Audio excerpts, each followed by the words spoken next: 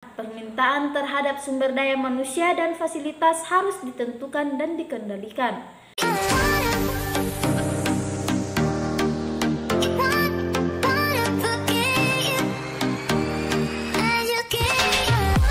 Halo teman-teman semua, apa kabar kalian? Semoga baik-baik saja. Nama saya Febrianti Sapa dengan NIM 19061021181. Video ini saya buat untuk memenuhi salah satu tugas mata kuliah manajemen operasional dengan dosen pengampu Dr. Magdalena Wulur SEMM.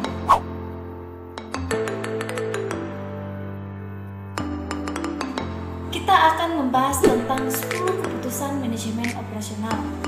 Apa saja itu? Simak videonya ya. 10 keputusan manajemen operasional itu teman-teman, antara lain adalah yang pertama, desain barang dan jasa.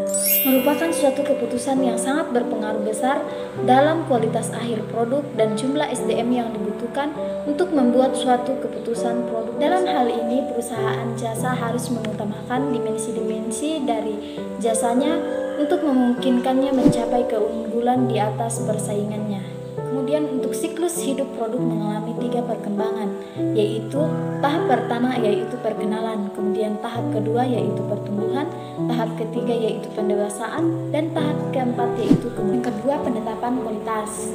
Kualitas produk harus ditetapkan pada saat proses pekerjaan barang atau jasa, peraturan dan prosedur dilakukan untuk mengidentifikasi serta pencapaian standar kualitas tersebut. Dalam penetapan kualitas ada juga tipe-tipe produksi, antara lain adalah yang pertama, sistem produksi berdasarkan produk. Yang kedua adalah sistem produksi berdasarkan proses, dan yang terakhir adalah sistem produksi berdasarkan pesanan. Ketiga, ada perencanaan proses dan kapasitas. Desain proses dan kapasitas pemilihan yang tersedia untuk barang dan jasa. Keputusan proses meningkat manajemen pada teknologi untuk pemanfaatan sumber daya manusia dan pemeliharaan yang spesifik. Komitmen biaya modal ini sangat menentukan struktur biaya dasar dari perusahaan. Kapasitas dapat menentukan persyaratan modal sehingga berpengaruh sebagian besar biaya tetap. Dan yang kedua dapat menetapkan apakah permintaan dapat dipenuhi atau apakah fasilitas yang ada berlebihan. Keempat, ada pemilihan lokasi. Keputusan lokasi perusahaan baik untuk perusahaan manufaktur maupun jasa dapat menentukan keberhasilan suatu perusahaan. Strategi lokasi pada industri jasa antara lain ada daya beli wilayah yang dapat menarik pelanggan, kesesuaian antara jasa dan citra perusahaan manufaktur, persaingan di wilayah tersebut, kualitas persaingan, keunikan lokasi, kemudian ada kualitas fisik fasilitas dan bisnis, kebijakan operasional perusahaan, dan yang terakhir yang kelima ada perancangan tata letak.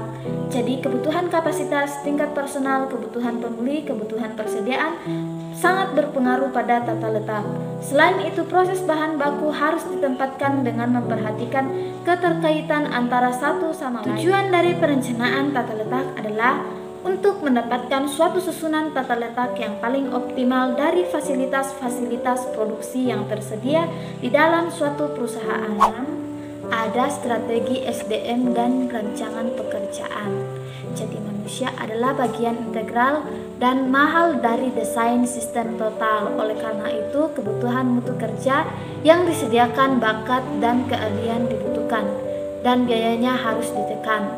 Tujuan strategi SDM dan rancangan pekerjaan adalah untuk mengelola tenaga kerja dan mendesain pekerjaan sehingga orang-orang dapat diberdayakan secara efektif dan efisien. Yang ketujuh, ada manajemen rantai pasokan. Keputusan ini menentukan yang akan dibuat dan apa yang perlu dibeli, mempertimbangkan juga yang diperlukan untuk mutu dan inovasi dengan harga yang memuaskan. Suasana saling menghormati antara pembeli dan pemasok dibutuhkan untuk pembelian yang efektif. Yang kedelapan, ada persediaan. Persediaan adalah pengolahan fungsi dan penyimpanan untuk penanganan persediaan dan pencapaian tingkat pelayanan pelanggan yang lebih baik, peningkatan turnover persediaan dan keuntungan bagi perusahaan. Keputusan persediaan dapat dioptimalkan hanya bila keputusan pelanggan, pemasok, jadwal, produksi, dan perencanaan sumber daya manusia dipertimbangkan. Yang kesembilan ada penjadwalan. Penjadwalan yang tepat adalah jadwal produksi yang layak dan efisien harus ditingkatkan dan dikembangkan. Permintaan terhadap sumber daya manusia dan fasilitas harus ditentukan dan dikendalikan.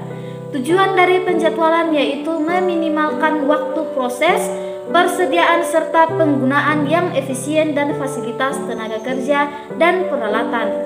Yang ke-10 ada pemeliharaan. Pemeliharaan keputusan harus dibuat dengan tingkat pemeliharaan yang diinginkan serta berkaitan dengan menjaga manfaat dari adanya pemeliharaan antara lain 1. Berkaitan terus-menerus 2. Meningkatkan kapasitas 3. Mengurangi persediaan 4. Biaya operasi lebih rendah kelima, produktivitas lebih tinggi, dan yang keenam adalah meningkatkan. Dari saya, terima kasih sudah menonton. Semoga dapat menambah wawasan bagi kita semua. Dadah.